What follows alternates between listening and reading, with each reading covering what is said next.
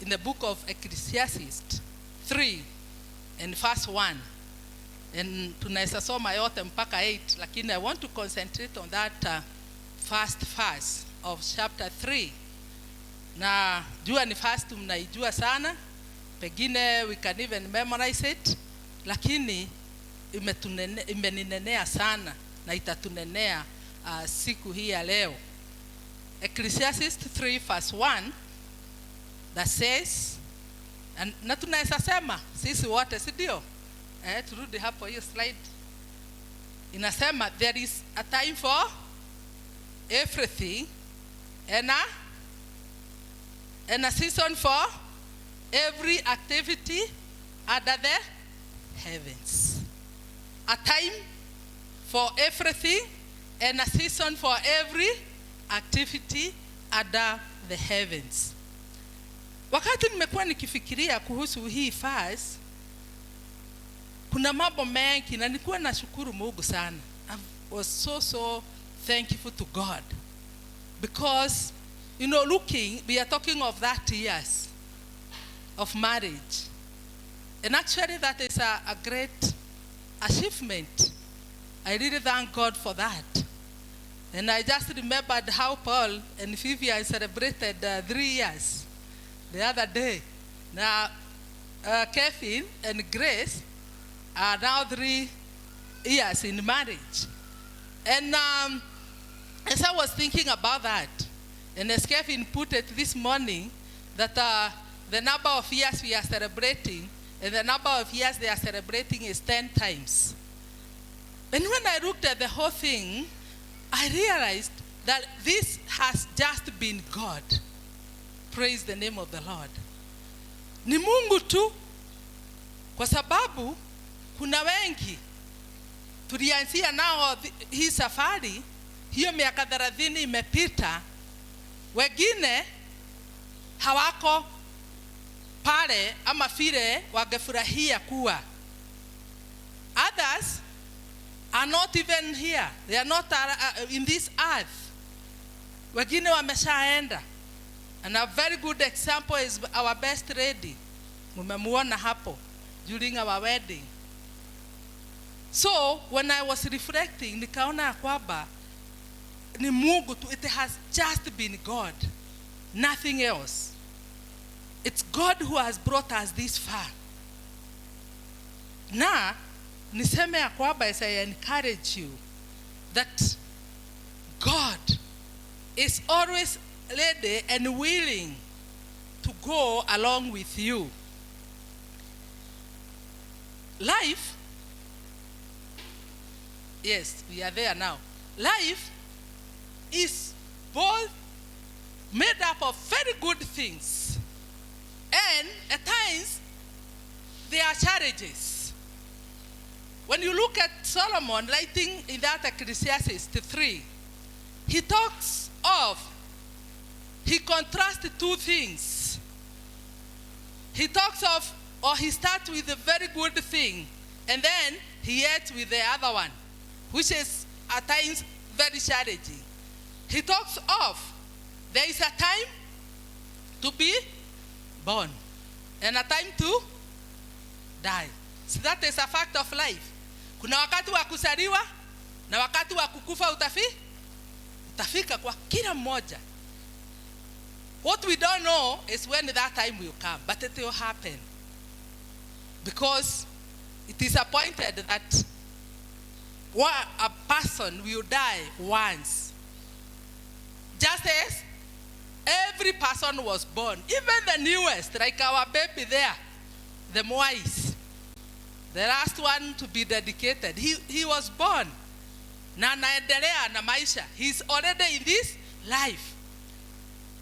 But you find that when you think about these activities that Solomon talks about, that there is a time to be born, there is a time to die. Ukiangalia that lifespan, you find that, you know, there are so many things that happen in between.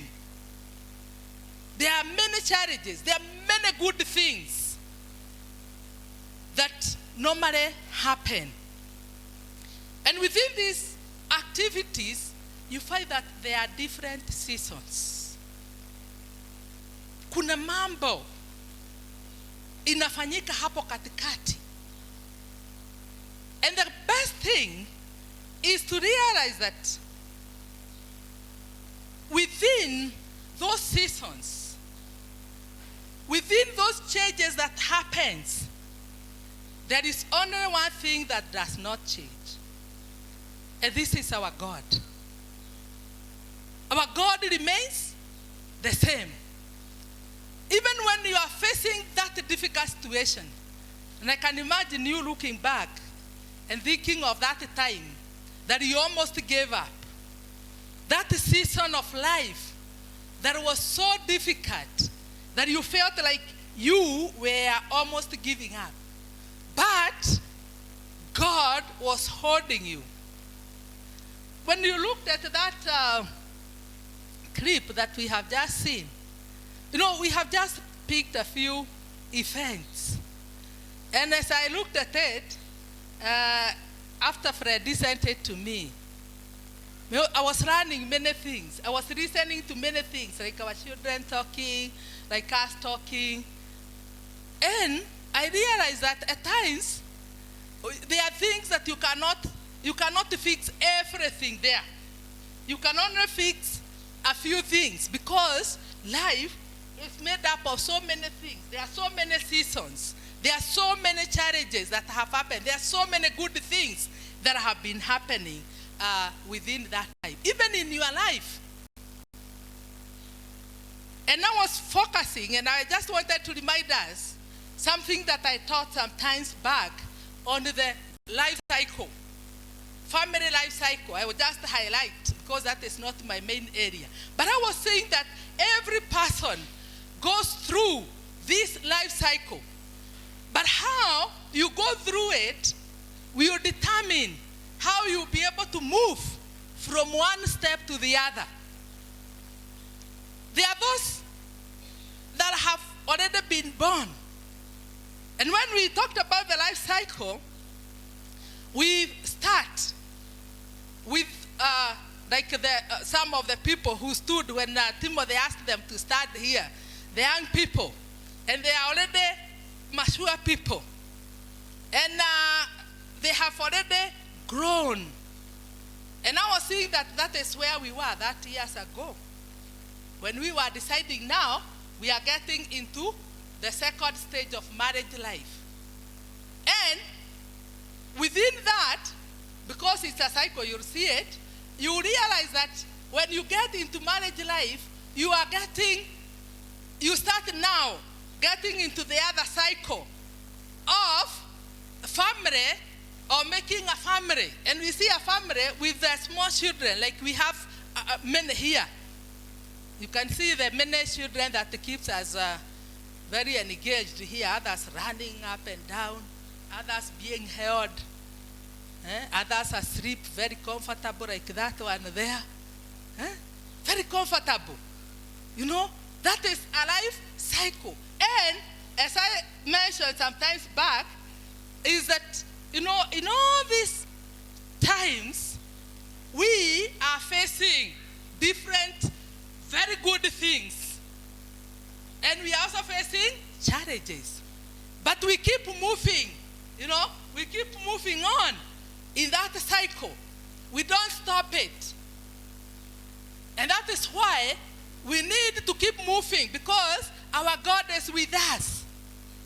He's helping us to move on. And then we get to the children growing. Like kama vile mmesikia Deno akisema, kuna wakati alikuwa kishwa gumu. Na tuliendelea tu na yeye, si ndio? Hatukumfukuza kwa sababu we know it is a part of the cycle. So just like we take it as a challenge, like any other challenge, and we move on, because life should not stop. We need to keep moving on. And when they grow, like now he's a mature man, we don't even struggle with those issues that we were struggling with when he was young. He said, now I am 18 years old. He's a grown-up. The same thing with you. Probably if you are in that other stage, probably you had problems with your parents. But as time goes by, huna hizo mashida, you are moving on because life must continue. And then a time comes, this family is left alone. The children moves out and they are very happy. So nisikia vanya Timo anasema, vile Wagashi amesema, they have already moved out and they have left us there. Just like maybe you left your parents, kama uko hiyo stage, kama wengine wana prepare kutoka, lakini ni vizuri usikae kwa hiyo stage yako sana. Ikifika unaenda, because those are seasons of life. Don't remain there forever. And then we get to families in later years. Wengi wetu wengine sio wengi kidogo. Timo gave us that statistic. That was interesting. Unaona wale watoto wameshaondoka sio wengi. Hata hapa naweza wahesabu. Akina mother, akina mama Petit. Na sio wengi. Wengine Mwaura somewhere or some others. See? Kila mmoja hapa is represented somewhere. Si ndio? In that life cycle. But let me tell you, in this whole cycle, kila mmoja ako pahali. Na pale uko usifikiria ati hapo ndipo mambo ni magumu sana.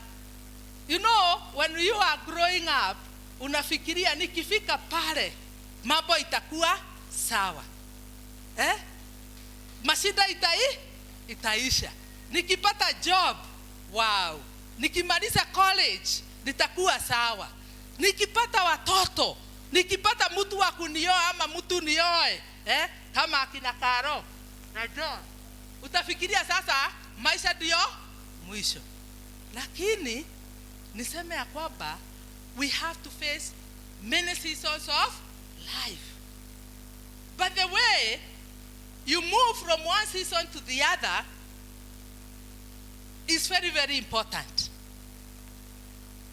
Unaona, when you get to a particular time, it's good to know that you are there for only a short time. You are not there forever.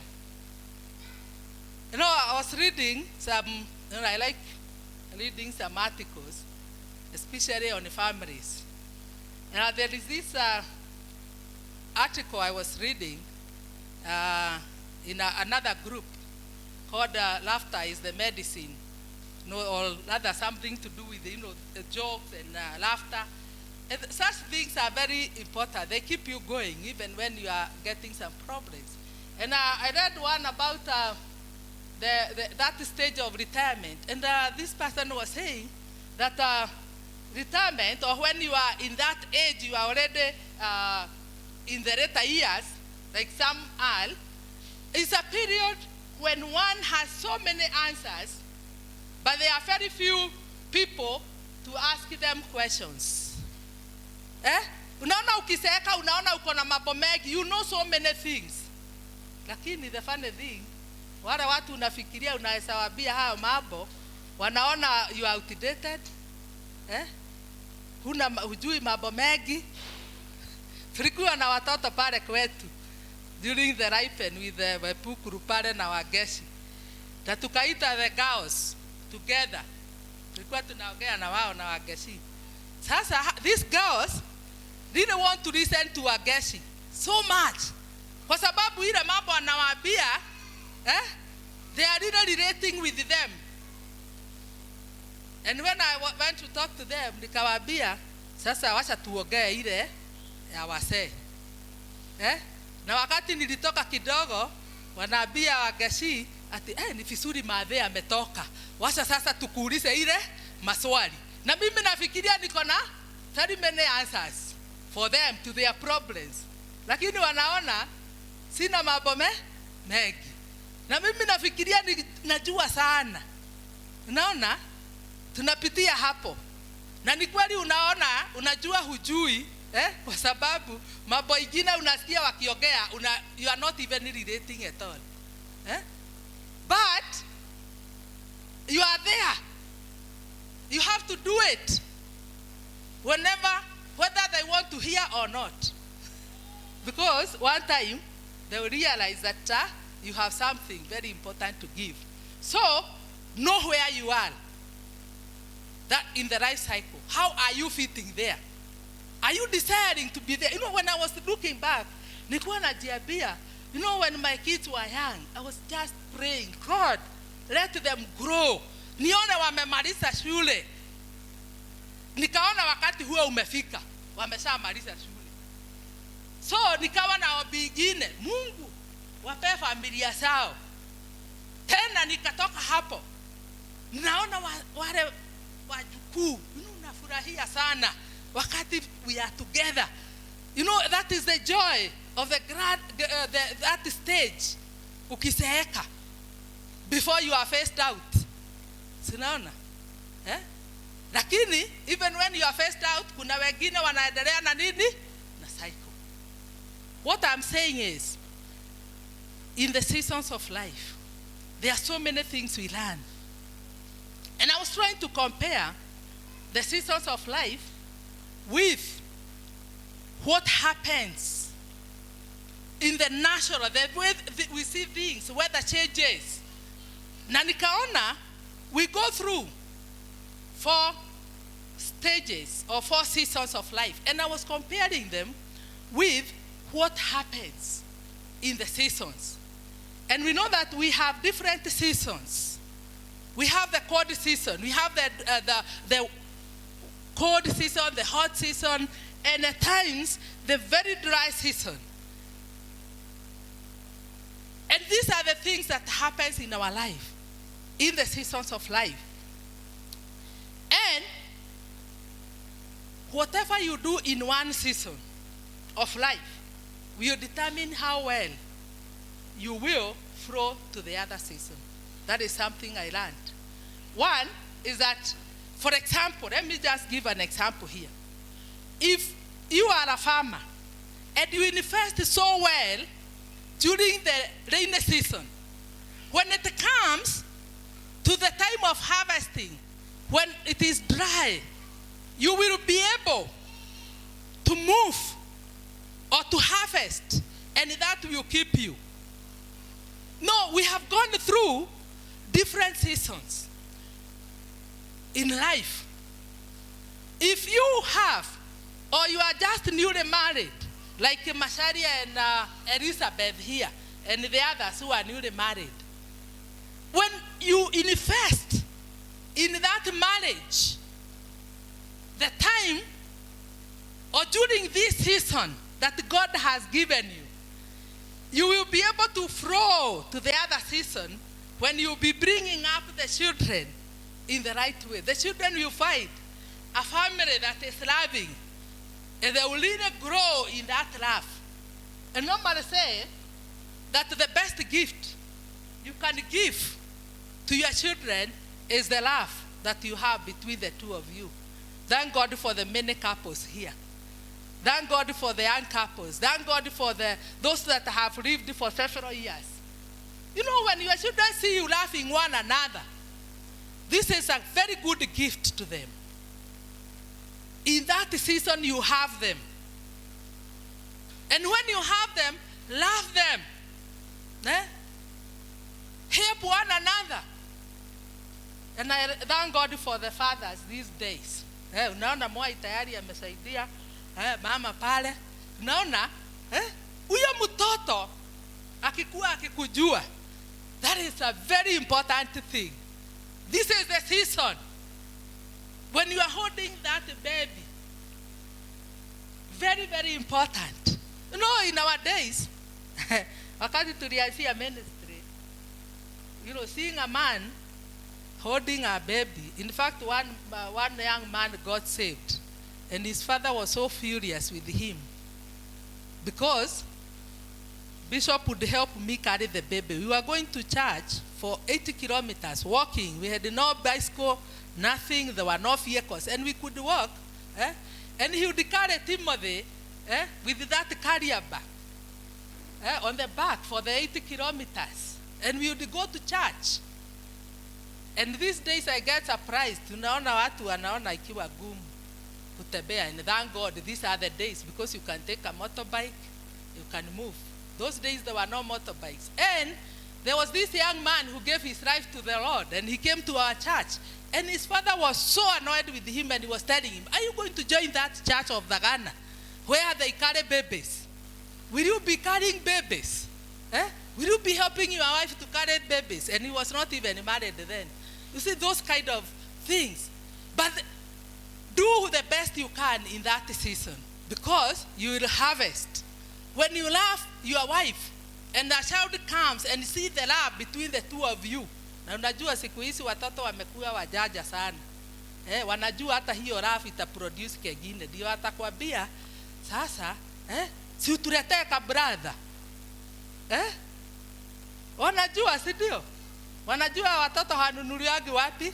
Kwa supermarket. Lakini kama wanaona mkipigana, watashindwa sasa.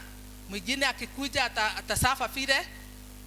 Aduma atakuwa na shida kama sisi. So it is very important to invest in whatever season you are in. Young men and young ladies, invest in the season you are in the right way. Engage with the right people.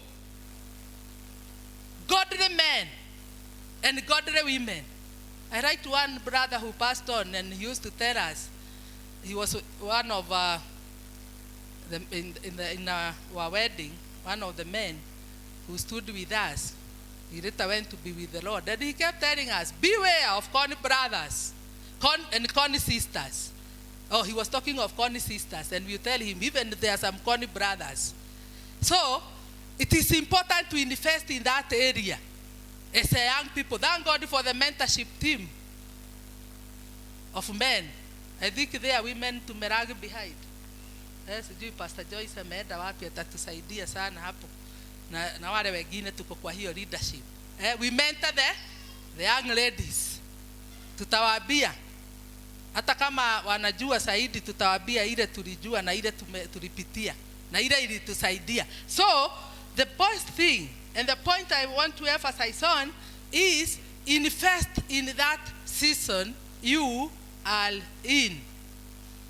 Next slide.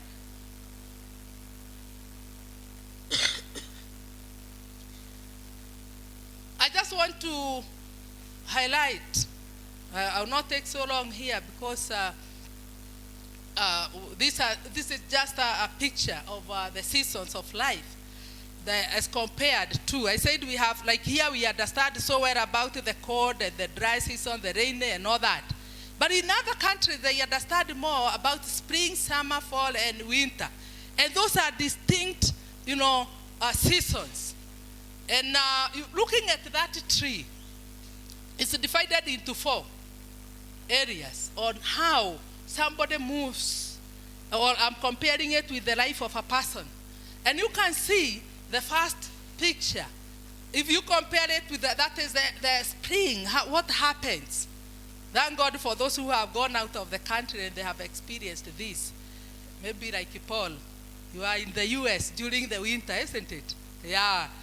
And, we've been there in other seasons. But when you get to the summertime, you can see how that plant looks like. If you look at the fall, you see a different picture. If you look at the winter, when it is so cold that even the plants cannot survive. And this is how we go through life in our lives. There are times when we go through the time of spring, and this is the time when things are working very well in our lives. You are moving? Lynette? I wish I had that today. So, in nature, you find that spring is normally marked as a time of cleansing and restoration. This is a time when you need to make things work well. If you are facing life, both spiritually, in families, in the marriage, this is a season whereby it's a time of joy and glory because you are coming from a very difficult time. That time when it was so cold, probably you are there. You are telling yourself, oh, things were very hard. Now, God has moved you to a better time. I want us, as we come to the end, we relate to where we are. And then we'll come to the conclusion. This is a time of excitement when things are working very well. Probably you are there. Maybe in your family. Maybe in your life you are feeling things are getting so well. Yeah? Carlo and John, you are feeling, oh, we are almost getting married. But there are also challenges in preparing for the wedding, isn't it? But there is that excitement. Things are okay. Let's move to the other. Summer is the one that follows the spring. And this is a time when we find, extreme dryness. It's a very dry period. There was one time in America during this time. You can't even stay outside. The temperatures are too high. And also even in our country, you go to some places, they are too dry. This is the time, spiritually, you feel like it's a time of spiritual dryness. In the families, you feel like things are not working very well. That is the time when maybe your marriage is not going on well. Maybe your children are disobeying. You find life to be so difficult. Maybe in your individual life, you try to pray, you find things are not working. Maybe economically, things are not so good. Even as a nation, we go through these times. It's like we are in this time of dryness, even right now. You go to buy something today, when you go there the following day, you find that it has gone up by maybe even 200 shillings, and you didn't have it. You get to the counter, you have picked some things in the supermarket, you get there, the amount of money you're supposed to pay, you don't have it. At times you find yourself leaving some things. These are very hard times. It's like we are in summer. We don't know where the government will take us. We are talking of, these elections. Oh, thank you. And we think things are not going to work well. We don't know where the leaders we are going to have as the elections come. But let me tell you, summer is only for a season. It's only for a time. Don't worry. If you are there and you are feeling that you are pressed so hard, don't worry, because fall will come. And what happens when fall comes? This is a time of harvest. This is a time when things work well. We never know. God may bring us a government that after August, after the election, things will go very well. You remember that time in Israel when there was, people are even eating their children because it was so hard. But God came just one time and he used the lepers to bring a lot of food to the people, and they never died. Let me tell you, we are not going to die. Regardless of whether we are in summer, we are not going to die. We are going to move on because things are going to get better. We are going to this season of fall, and things will get better. In fact, let me tell you the secret. This is what keeps me going. This is what has kept me going for the 30 years. Even when things are so hard, and you heard Timothy say that, this is what keeps me going. That this is only a season.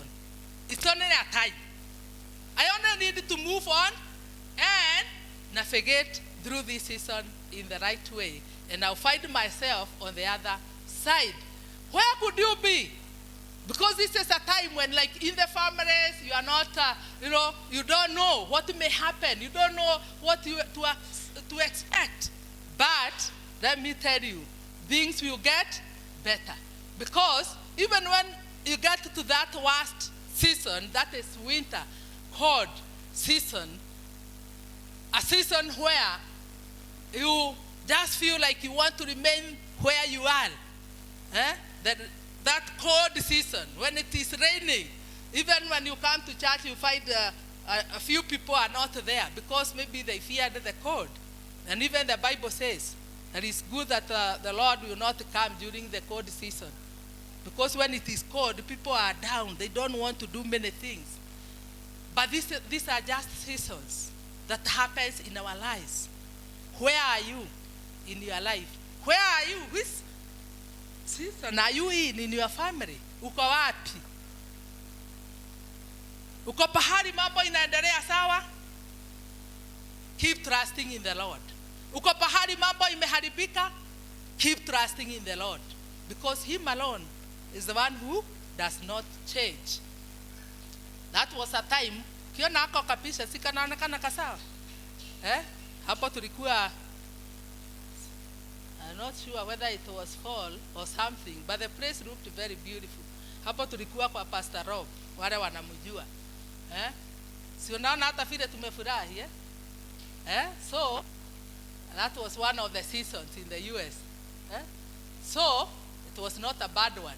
I want to finish up by talking about 5 facts about seasons. This is what I want to conclude with.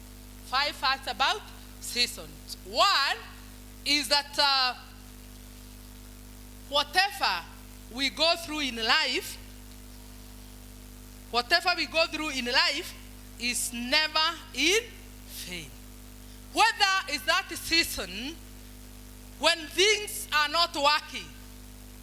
And the reason is because the Bible in Romans 8:28 tells us that, and we know that in all things God works for the good of those who love him, who have been called according to his purpose. Have you been called according to the purpose of God? Are you one of those that the Lord loves? Do you love the Lord? If you meet those 3 conditions, that you love the Lord, that you are called of God, and you are in the purpose of God, then all things will work together for good in whatever season you are in. And the good thing is that, whatever situation you could be, somebody else was there. Na Mungu akamsaidia akamtoa wapi? Pale. You may never know what God is working through you in those seasons. I may not be able to narrate all the seasons that we have gone through, not even in the family, even in the GOA family. There are times we have gone through very difficult situations. Times there is no money. There are times we have people who have really destroyed or are out to destroy the ministry. But let me tell you, God has always been with us. And we learn from that. We have had people who have given us a lot of money. And all of a sudden, you find them leave us. And God brings others. And we move on. In the families, we get those many challenges. But they are never in vain. We learn from them. And we can even help others to go through those challenging moments. Number 2, our situations never last forever. You may not be lacking now, but a time will come that you will have. Just like the seasons keep changing, know that your situation will never last forever. The funny thing is, like these seasons that we have talked about, some of them, they take so long. Unapata, like one day, instead of being like 12 hours, you find that it's like maybe 14 hours of the day.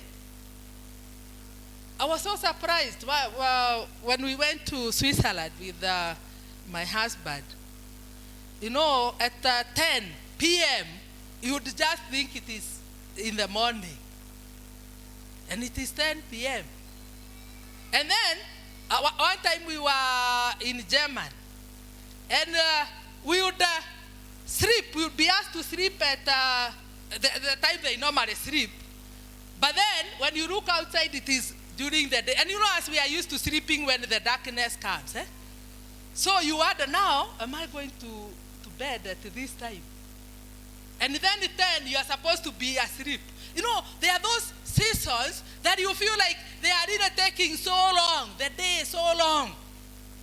Or the night is very short, and maybe you would prefer to sleep for more hours. But the good thing is that even that very bad season, when it comes, it may look like it is so long. When that good season is there, you want to remain there forever, isn't it? Wakati unafanya kazi, you are getting a salary at the end of the month, you feel like things are good. But it is always good to know that that season will not last forever. Genesis 8:22 says, as long as earth endures, seed time and harvest, cold and heat, summer and winter, day and night will never cease. The night will always come. That good time will have to come at one time. So don't worry so much. It's only a matter of time. Number 3, keep holding on to God as the seasons come. When those good seasons come, when you looked at that clip, you realize that, we have had a lot of celebrations. Like that interview we were done, I think, by the officers. It was after our 25th anniversary, 2017. Now 5 years are over. I was actually surprised that 5 years are over before we had that great celebration. And the good thing is, and you heard through the interview that some challenges we have gone through, but we are still moving. Sometimes things are not working. Sometimes we have sleepless nights. Sometimes we have headaches. Not only concerning our family, even concerning the ministry, concerning even individuals here. At times we look at some individuals going through very hard seasons. And at times we discuss with my husband and say, how can we help so and so? And we say, so and so is going through this. But that is just a season of life. A time will come when you will move on. So, keep holding on to the Lord. Even that good season and even that difficult situation. Because He has made everything beautiful in its time. Ecclesiastes 3:11. People, when they are doing weddings, or they are planning for their weddings, they quote this. God has made everything beautiful. But let me tell you, everything is beautiful. Even in that hard season. Even when you are sick, you are able to seek the Lord the more. Even when difficult situations come, that is the time you need to hold on to God the more. Because He, you see, I like this last part that says, He has also set eternity in human heart. Yet, no man can fathom what God has done from beginning to the end. Wewe hujui kesho itakuwa aje, isn't it? God has only allowed us to know the past and the present. Because if He tells us about the future, some of us will be scared and may not live for tomorrow. Or rather, they will not wait for tomorrow. Because they will really be scared of the things that may happen. And then, even in that darkest of the seasons, we find that is the time when our fears, fears come. We don't know how we shall manage. We are wondering, what am I going to eat tomorrow? What will happen? How will my life be? You are really, really thinking. But when we turn unto God, He will help us. Let us not become weary in doing good. Even in those hard seasons, let's continue doing good. Because in the proper time, we will reap a harvest if we do not give up. Many people give up when seasons are not good. And even when seasons are very good, some people may have problems serving the Lord or loving the Lord. But let's love our God at all times. Number 4, our God is a good God, and it is always his intention to bless you despite the circumstance you may be facing.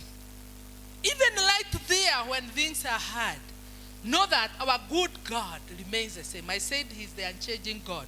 And that is why he tells us in Psalm 46 verse 1 that he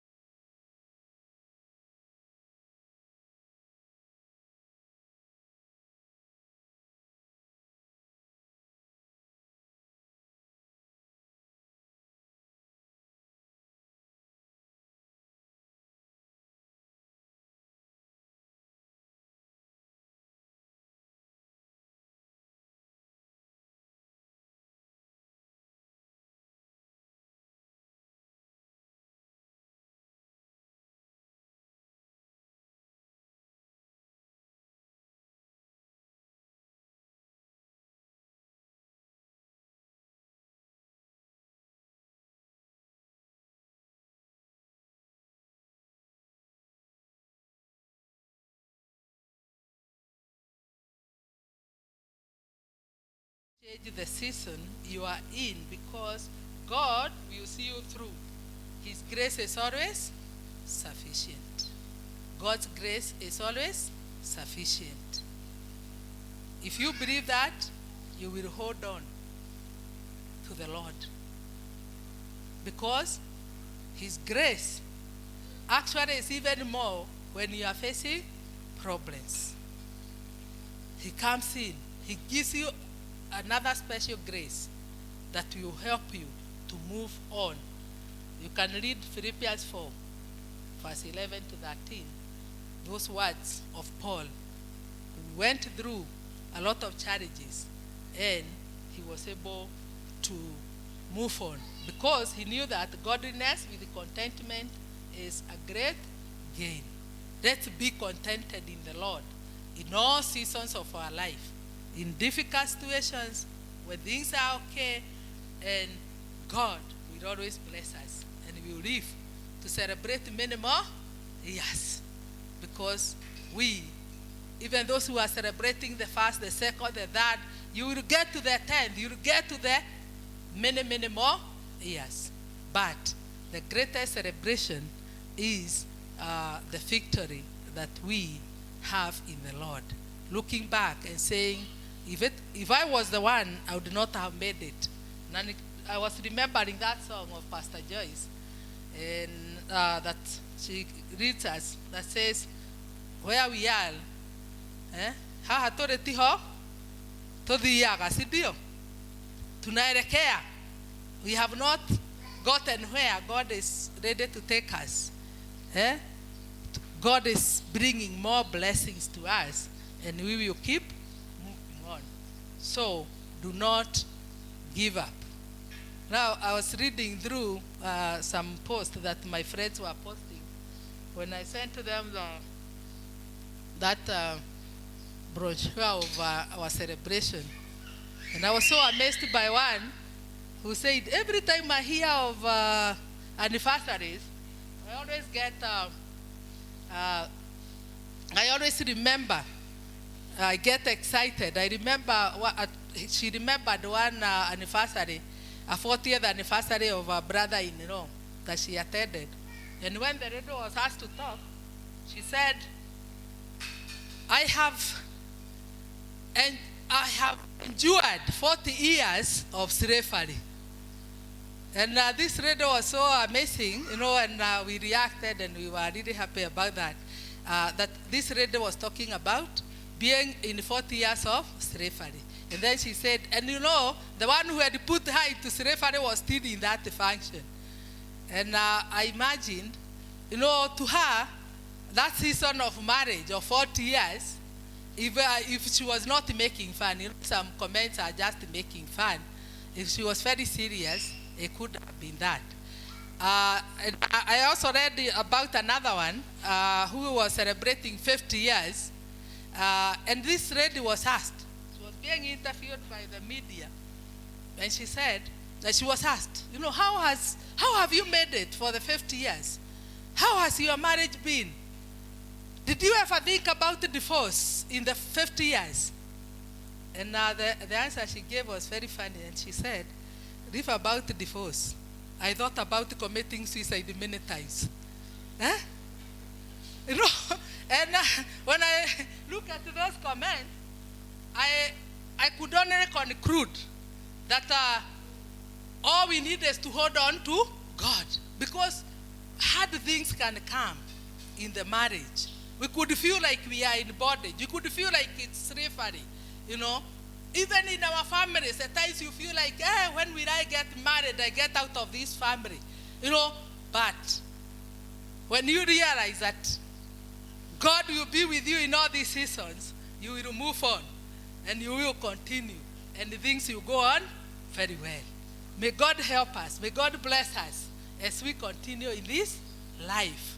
And we will navigate through these seasons of life. Because life is a journey. Life is continuous. It will only come to an end the moment you will be put in the grave. But so long as you arrive, keep your trust in God. May God bless you and keep you. Amen.